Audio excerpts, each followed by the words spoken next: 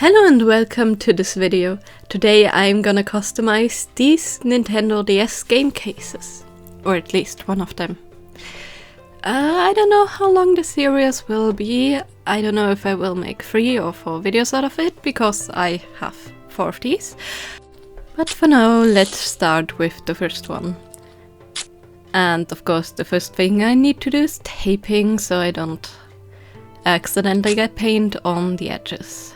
So I'm just using some normal painter's tape, and I'm actually doing this process for all of them at once. Same as the cutting, and luckily these have like edges where the panels are with like tiny grooves, so cutting is really easy. And of course the other thing I need to do before I can start painting these is gessoing, because these are very slippery and I need to have some surface so the paint will stick properly. So let's put some gesso on each and every single one of them. And I don't need this layer to be opaque, I just need it to be existent. Of course, if you want to paint white, definitely an opaque gesso layer is helpful, but since I'm gonna add different colored backgrounds, I don't really mind that it's slightly splotchy. Now of course the theme of these ones are based off the games on site, and in this one there's Mario, Sonic and Yoshi games. And all of that is, and of course the old Luigi's Mansion games too. So I decided to do one character from Yoshi, namely Yoshi, and one character from Sonic. And for Yoshi I sketched him out and I added some of this watercolor pencil on the back. Now you can of course use graphite and stuff, it should transfer, but I like the subtlety of this color, and also graphite tends to smudge a little bit. But anyways, I'm just gonna go over with this tool. Now of course you can use anything that works for you, even a normal like pencil works for this like kind of imprinting. And you can see I also drew a Sonic. Spoiler alert, he will not stay, because if you mess up Sonic even the slightest bit, he looks terrifying.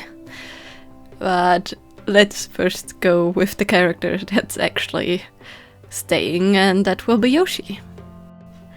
And the paints I'm using are from Marabou, and they're their artist acrylic line, so they come in these like small tubes, but they work pretty well and they're pretty creamy and relatively opaque. So that definitely knowing that you have to use 2 coats on most colors. But you know, it works great for simple projects like this. And I'm not gonna do some flat colors, I just gonna shade it as well, because you know, that's my art style, but you may do whatever when you customize, so you know, go for what you like. You can even do God knows what. Any art style you want, even just use stickers. I just decided, you know, I want to paint something. And I actually have these things for years and I wanted to paint on it for years, but of course it took me ages to decide on what and, you know, to actually get to doing the customization.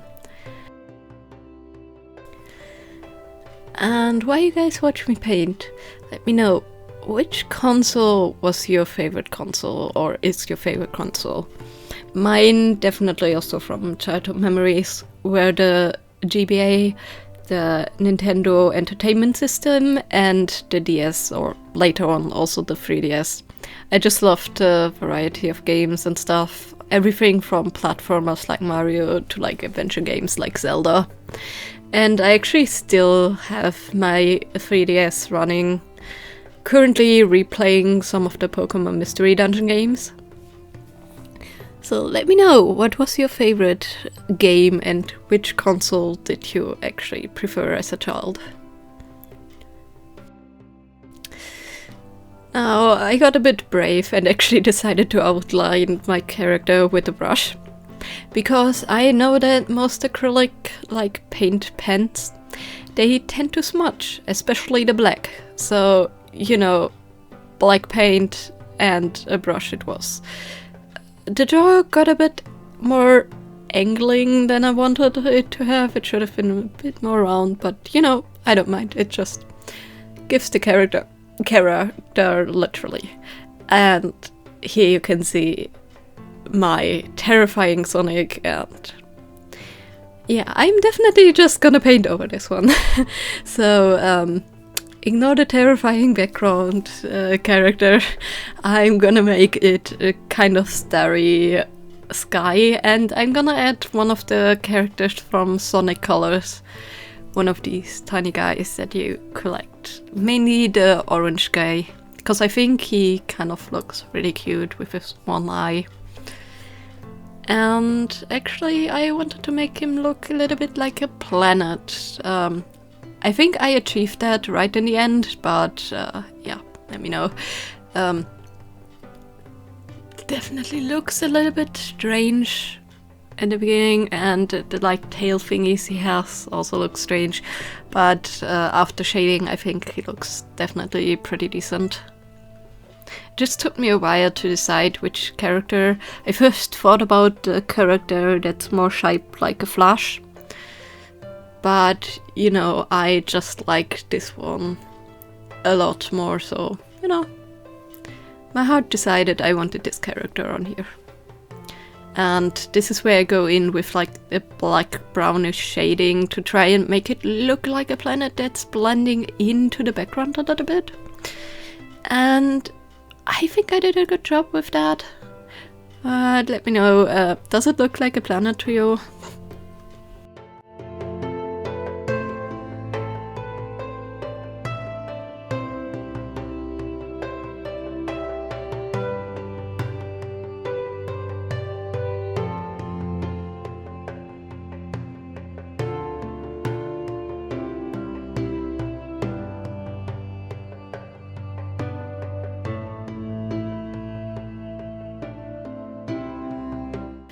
Well, remember earlier when I said I'm not gonna use a black liner because it's going to smudge?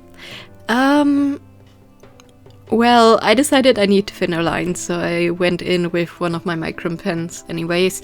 And I know with these ones, at least, if I'm going over it just once and being careful, it will not smudge as much. Which, of course, I messed up with Yoshi completely, so you can fix it though while the varnish is still, like, kind of wet, so I just brushed it out and cleared it a bit from the white. And with the Sonic character, I just went over it once real quick, and you can see there's no smuttering, so I'm good on that. Anyways, now that I have varnished this, let's get to the satisfying part of peeling the tape.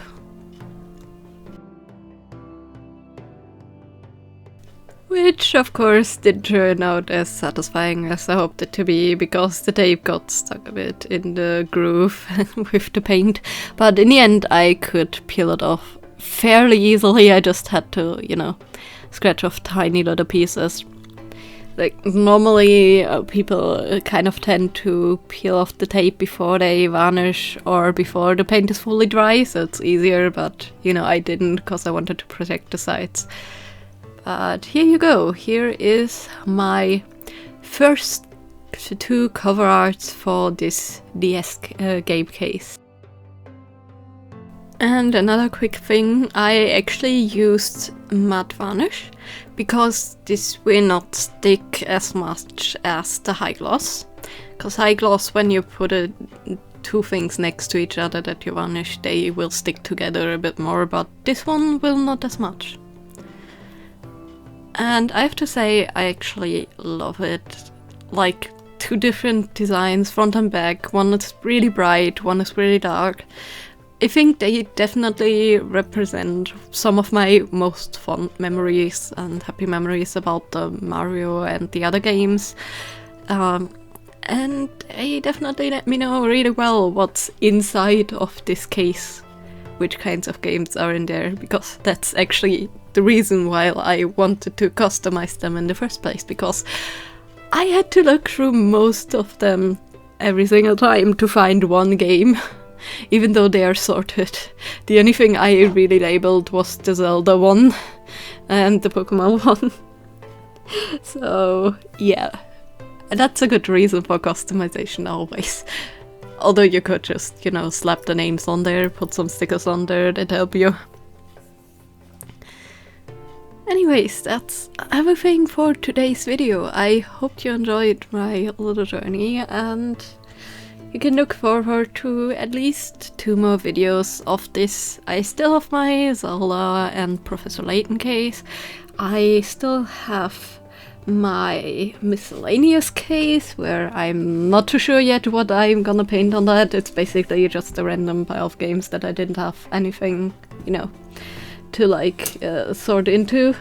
And of course my Pokemon case, which I'm personally really excited about because I have some really cute ideas for that one at least. So let's see how the next few weeks or months, I guess, go with my customization journey. Anyways, hope you have a great day. Bye!